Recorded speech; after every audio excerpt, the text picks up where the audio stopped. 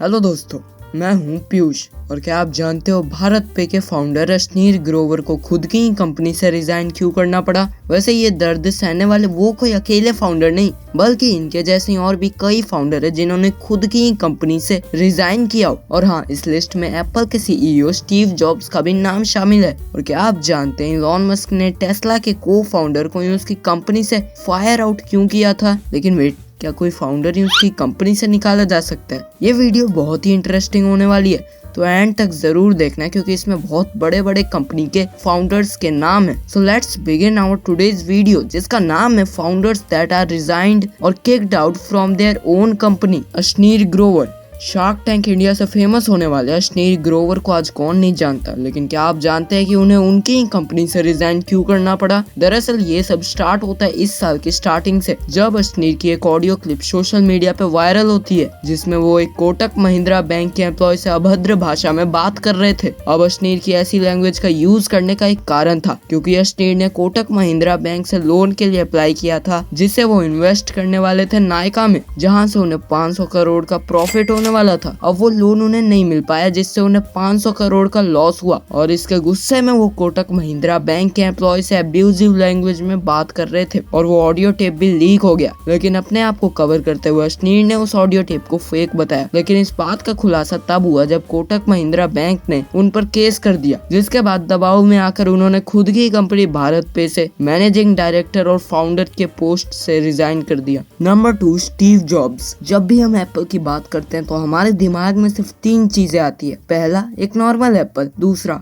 कटा हुआ एप्पल और तीसरा स्टीव जॉब्स, जो कि एप्पल के मोस्ट इम्पोर्टेंट पार्ट है। लेकिन आपको पता है एक दिन स्टीव जॉब्स को उनकी कंपनी से निकलना पड़ा था। किसी भी नई बात को जानने से पहले हमें जाननी होती है उसकी हिस्ट्री। तो एप्पल को फाउंड किया था 3 कॉलेज ड्रॉप आउट्स ने, Steve Jobs, Ronald Wayne, Steve Wozniak on 1 April 1976। लेकिन 1985 के उस समय के present CEO of Apple John Sculley के साथ स्टीव का कुछ टेंशन के बाद स्टीव जॉब्स को एप्पल से बाहर कर दिया गया, जिसके बाद 20 जून 1985 में स्टीव ने खुद का स्टार्टअप नेक्स्ट को फाउंड किया, जो कि विंडोज की तरह एक कंप्यूटर प्लेटफॉर्म थी। वैसे तो स्टीव के कारण ही टॉय स्टोरी फिल्म भी बन पाई थी, जिसे हम कवर करेंगे बाद में, सो प्लीज सब्सक्राइब। और 1997 में एप्पल ने स्टीव का स्टार्टअप नेक्स्ट को परचेज किया, वो भी $429 million and 1.5 million shares of Apple stock. And दस स्टीव जॉब्स को एप्पल ने रीहायर किया और एप्पल का सीईओ बनाया। और अब तो आप जानते ही एप्पल वर्ल्ड की नंबर 1 कंपनी बन गई with market capital of almost $3 trillion.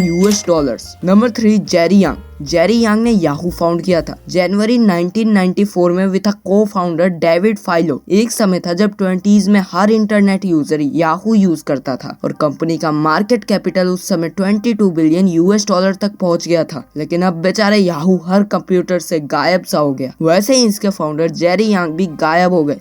उन्होंने भी रिजाइन कर दिया। उनके रेजिग्नेशन की वजह थी बोर्ड मेंबर्स का जेरी यांग को क्रिटिसाइज करना, क्योंकि उन्होंने काफी बड़ी बड़ी गलतियां की थी, जैसे कि गूगल सिर्फ $1 मिलियन में अपने आप को बेच रही थी याहू को, जिसे याहू ने रिजेक्ट किया। और 2007 में माइक्रोसॉफ्ट ने याहू को खरीदने के लिए $44.7 बिलियन का ऑफर किया, लेकिन जेरी यांग ने उसे भी रिजेक्ट किया। और 2009 में जेरी यांग को फाउंडर से बोर्ड डायरेक्टर की पोस्ट दी और 2012 में जेरी यांग ने भी याहू से रिजाइन कर दिया। वो तो अच्छा है कि 2012 में ही कर दिया, नहीं तो अब क्या होता।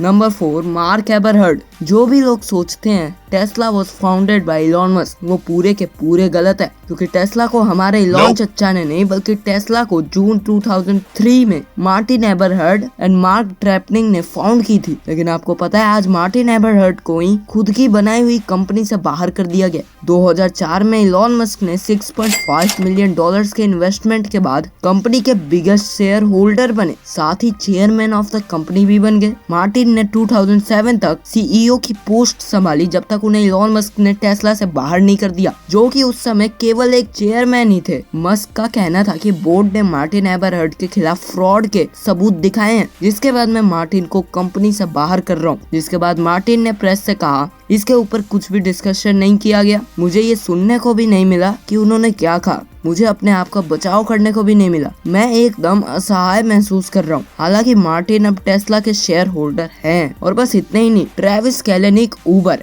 एंड जैक डॉर्सी ट्विटर भी है। और एक और इम्पोर्टेंट बात कि जैक डॉर्सी के रेजिग्नेशन के बाद ही पराग अग्रवाल, जो कि एक इंडियन है, ट्विटर के नए सीईओ बने थे ऑन 29 नवंबर 2021। और आपका क्या कहना है, एक फाउंडर को उसकी कंपनी से निकाल सकते हैं? मुझे कमेंट्स में जरूर बताएं। और आप अगली वीडियो के सजेशन भी मुझे दे सकते हैं। और ऐसी ही इन्फॉर्मेटिव और माइंड ब्लोइंग वीडियोस देखने के लिए फिट माई फैक्ट को सब्सक्राइब जरूर करें। टिल देन बाय, मिलेंगे अगली वीडियो में।